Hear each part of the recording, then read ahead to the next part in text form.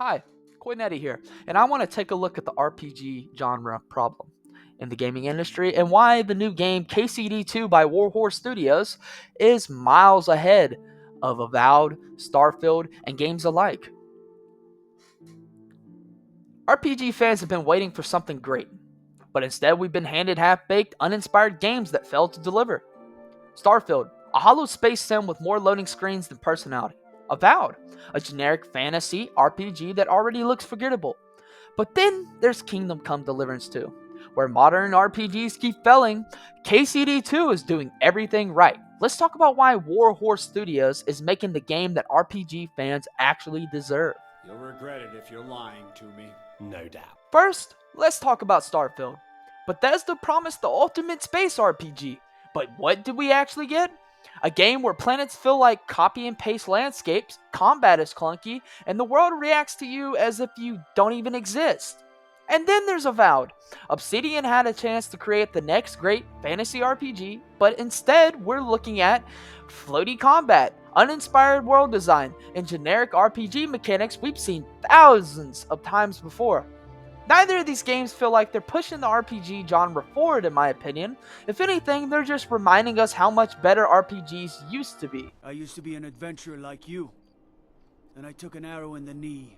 I've played a few parts of KCD2 on my channel already, with more to come in the future.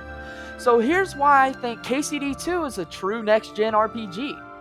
Let's talk about how the game isn't just another run-of-the-mill RPG, but one that's setting a new standard for the genre. The world building is absolutely amazing. Unlike Avowed's cookie-cutter fantasy setting and Starfield's lifeless planets, KCD2's world feels alive. Every village, every castle, and every road has historical accuracy, making the world immersive in a way most RPGs fail to achieve.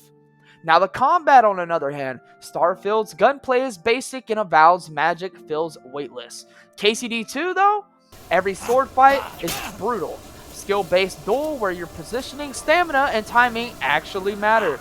NPCs and role-playing on the other hand, while Starfield's NPCs feel robotic. KCD2's characters have depth. The AI reacts to your actions, and your reputation actually changes how people treat you and actually means something.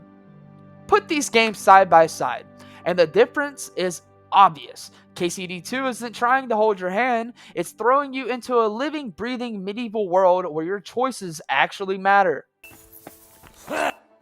Christ! Can't you wash up before going out in public? Now, why do RPGs need to learn from KCD2? The best RPGs don't just jump you into a world and call it a day. They make you live in that world. Games like The Witcher 3 and Baldur's Gate 3 get this. Starfield and Avowed, on the other hand, not so much. But KCD2, it understands what makes an RPG truly great. Player agency, immersive world building, and combat that actually rewards skill. This is the kind of game that RPG fans have been waiting for some time now. Not some hollow space sim, not another forgettable fantasy game. A real immersive RPG that challenges the player. Who the hell do you think you are? Where's my sword? My final thoughts is that Kingdom Come Deliverance 2 isn't just a good RPG. It's setting the gold standard for what an RPG should be. And don't get me wrong, I played Starfield and Avowed, and they're fun in some ways, but they're too busy lowering the bar.